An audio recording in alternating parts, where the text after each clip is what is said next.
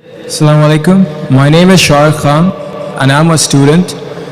First of all, I would like to congratulate Dr. Zakir Naik because not only the Muslims but everyone here is actually proud of you. So basically my question is, recently in the Indian news channel there was a case like the daughter-in-law was raped by her father-in-law and it was a Muslim. So basically the Maulvis gave it like that she has to marry her father-in-law and her husband is no more her husband. Do you have your say on that? The brother again has picked up a very important issue of the media. And people may be aware that a few months back, there was a girl by the name of Imrana. She was raped by her father-in-law and the fatwa was given by the majority of the Indian scholars, ulmas. And one Darul Ulum gave the fatwa that because she was raped by the father-in-law, she cannot go back to her husband. She is haram for her husband. Now the moment the media finds something which is interesting and can malign Islam, they pick it up and they blow it out of proportion as though there's nothing else in Islam but this issue. So the Indian press, what they did, most of the channels carried this news, that the ulmas, the shuyukhs, the maulanas of Islam, they say a girl, she is raped by the father-in-law, she's a victim. But what does Islam say?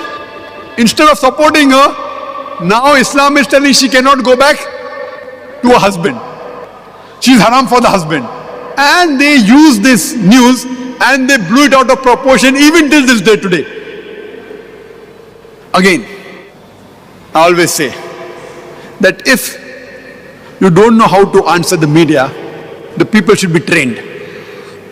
And later on, after a few weeks, there was some other Muslim scholars who said, no,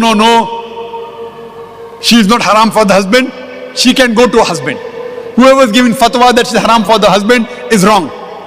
We are fighting like cats and dogs in front of the non-Muslims. We are washing our dirty linen in public. The joke is that both the groups of scholars are quoting the same verse of the Quran to give a fatwa. The group of scholars who say that she is haram for the husband, they are quoting a verse from the Quran from Surah Nisa, chapter number 4, verse number 22, which says that you cannot do nikah with the woman who your father has done nikah with. Now in Arabic, nikah has got two meanings. One meaning is marriage and the other meaning is sexual intercourse. And you ask any Arab who is well versed with Arabic, he'll tell you yes, nikah has got two meanings. One is marriage, the other is sexual intercourse. Now this first group of scholars, which are in majority belonging to a group of Darul Ulum, they take the meaning of nikah as sexual intercourse. So if you take the meaning of nikah as sexual intercourse, the verse of the Quran says that you cannot have sexual intercourse with your sister. You cannot have sexual intercourse with your paternal auntie, with your maternal auntie, and you cannot have sexual intercourse with that woman who has had sexual intercourse with your father. So based on this, they say that father did sexual intercourse with the woman, now that woman cannot do sexual intercourse with the son, therefore the husband becomes haram. The other group is fighting, no, it is nikah, and we are fighting like cats and dogs. We should use a hikmah in replying. Point number one. What happened with Imrana was not sexual intercourse, it was zina bil jabr, rape. There's a difference between rape and sexual intercourse. And rape is not called nikah in Arabic. Point number one. That answers. No, you're playing with words, it is the same. No problem. See, as I told you, if someone says something wrong, there's a technique of debating.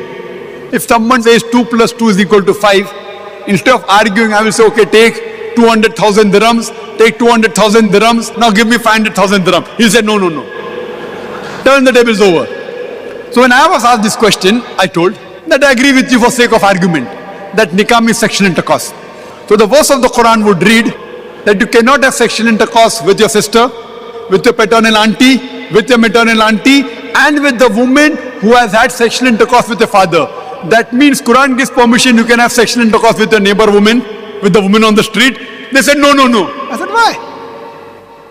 If you mean nikah means sexual intercourse, so Quran says don't do sexual intercourse with your sister, with your paternal auntie, maternal auntie, and the woman who your father had intercourse with. But you can have sexual intercourse with the neighbor woman, with the woman on the street, and the answer is no. So the right meaning is nikah means marriage, which reads you cannot marry your sister, you cannot marry your paternal auntie, your maternal auntie, and you cannot marry the woman that has married your father. But surely you can marry the neighboring woman. You can marry the woman on the street. So with hikmah, without fighting who is right, you give this, and no ulama will ever say that you can do sexual intercourse zina with a girl on the street. So use your hikmah and the problem is solved. But unfortunately we are fighting like cats and dogs in front of the media and making a mockery of Islam. Hope that answers the question. Thank you very much, sir.